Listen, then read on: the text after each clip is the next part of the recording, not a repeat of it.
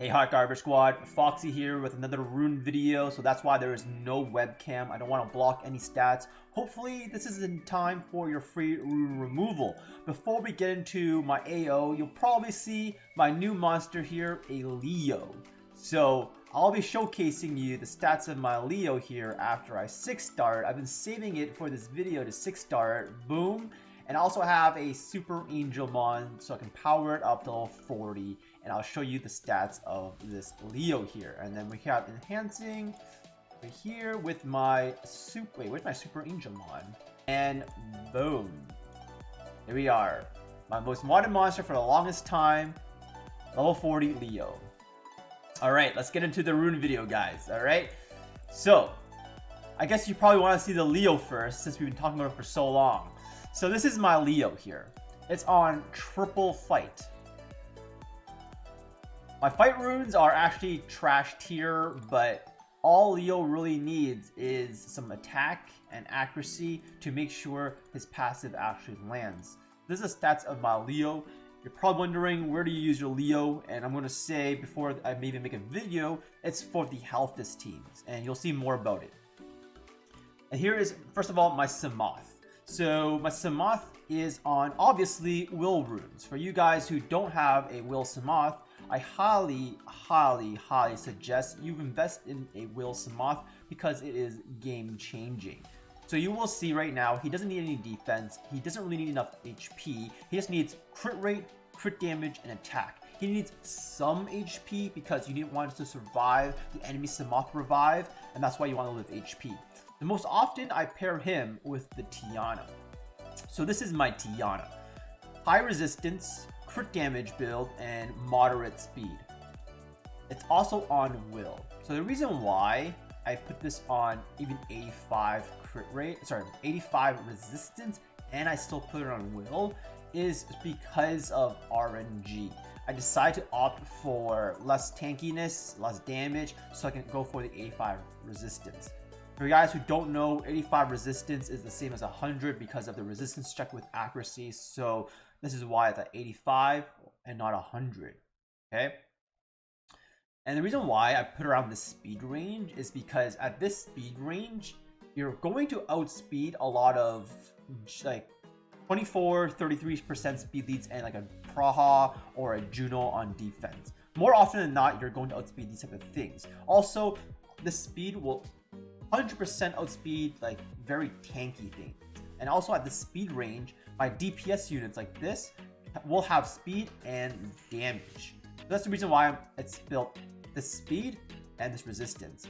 And all of you guys asking me, why did you build it on a crit damage build?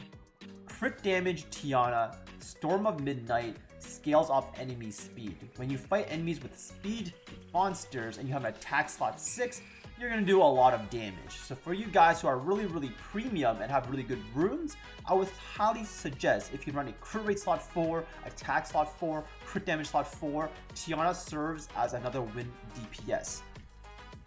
Zyros. So my Zyros is built very specific for healthiest teams. Okay, this does not have a lot of damage. You will notice it's high accuracy and it's very low attack. It's on Despair Will. It's on an accuracy slot 6. And the reason why, like I said, is because it's to counter Halphus, but also Zyros is my support type unit. It is there to reset all these Trianas, these Vanessas, it's Tyrannus, aerial heals even. So he is not meant for tons of damage. For some of you guys, you will build him on speed, crit damage, attack, and go for a lot of damage and not really rely on the reset for the skill 3 here.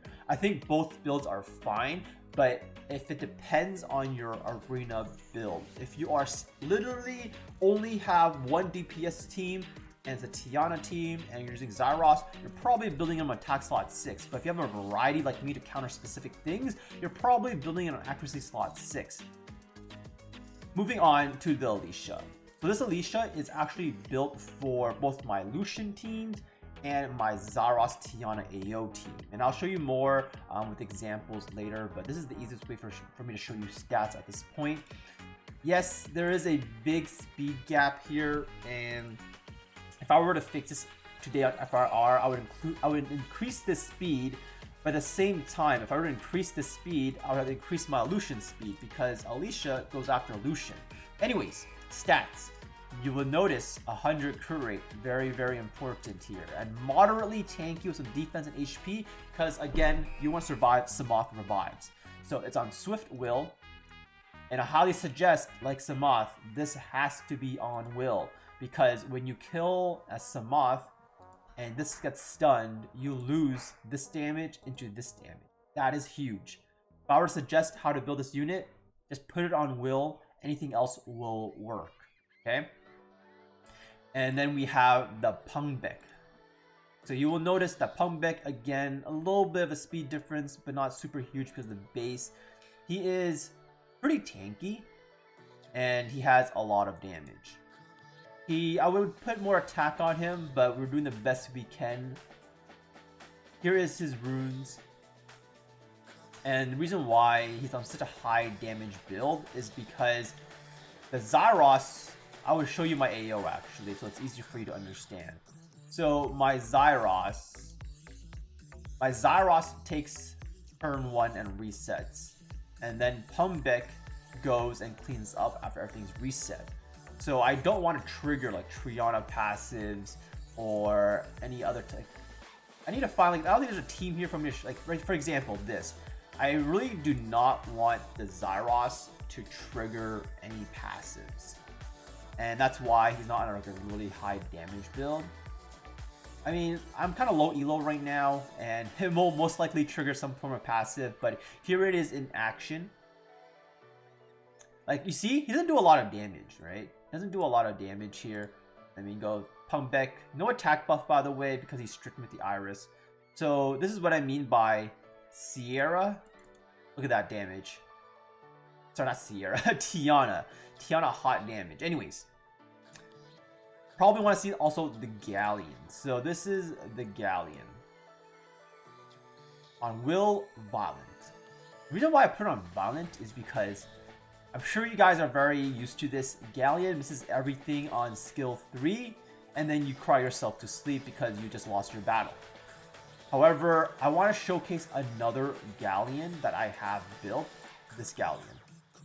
Only difference is the speed tuning. So if you want to pause or go back, you will notice that this Galleon actually goes after my Zyros. So if you add this up and you add this up, turn order of this team is actually really different. And the reason why it's different is because if you have 2 Zyroses, you're probably not going to do this. But for people who have 1 Zyros, this is what I do against Halphus. You guys all know Halphus comes in all shapes and forms. However, if you don't have attack buff or defense break, you're never going to trigger Halphus passive. So if I never trigger Halphus passive, I can go ahead, reset everything, and then just have Pungbek kill something off the bat. So that's why I have 2 Galleons. I interchange them. But if I were to have 2 Zyros, what I would do is build one on this accuracy build and not on crit damage. And then I build a second one on speed, crit damage, attack with full deeps. Very similar to like the Alicia and the Pungbek. So that's what I would do if you had like a full arsenal of teams, okay? Moving on to the Aleutians. So you would have seen that I sometimes use my Bastet as the primary attack buffer. And the reason is because I can sync it with one of my teams that look like this. Oh man, I don't have any arena inventory. Okay, hold on. You know what you gotta do? You gotta send some friend invites. Boom. And collect. And then we good. Okay. So sometimes you will see I run Bastet as my primary attack buffer. When I run her as my primary attack buffer, on the enemy team, more often than not, it's not a super fast team. Like this one, I probably wouldn't do just because Wusa's base speed outspeeds Bastet.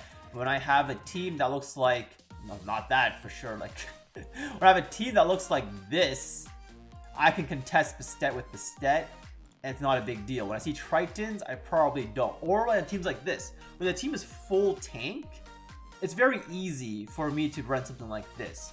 the Fat Lucian. By the way, this is my Fat Lucian. No upgrades in like 3 years. It's been the same literally. That's the reason why I use it. And this is my Tion. Tion is on double fight destroy. It's only on destroy because I have destroy runes here. But ideally, if I had good fight runes, it'd be on triple fight. And that would be the end of the case right here. Okay.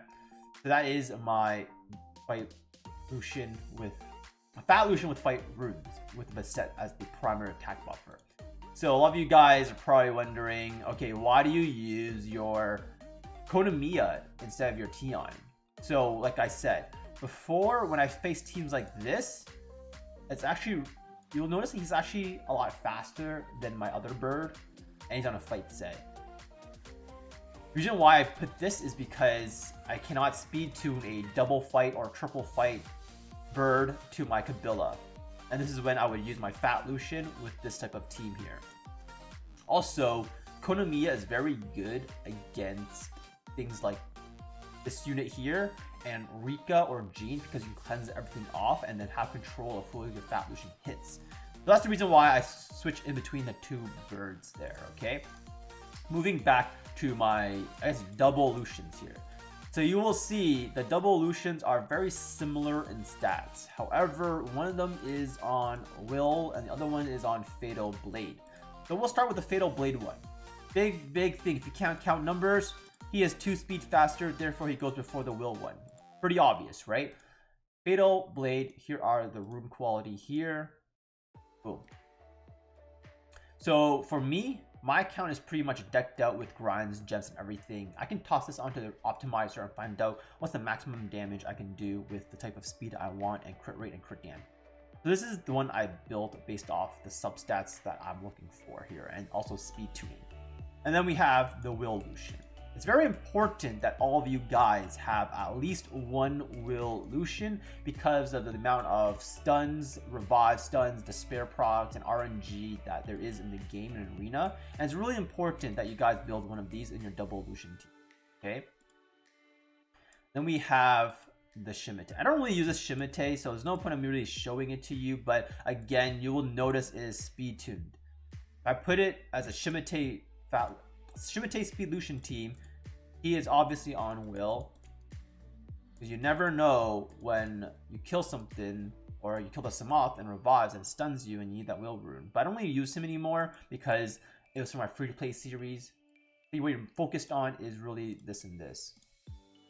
And the last team I want to show you here is something for very fire-heavy teams. So very fire-heavy teams will be something like this. So I always put the Bastet. You already saw the runes here, but this is the team I would use against really fire-heavy teams because Alicia can just abuse Furna. Like I can show you.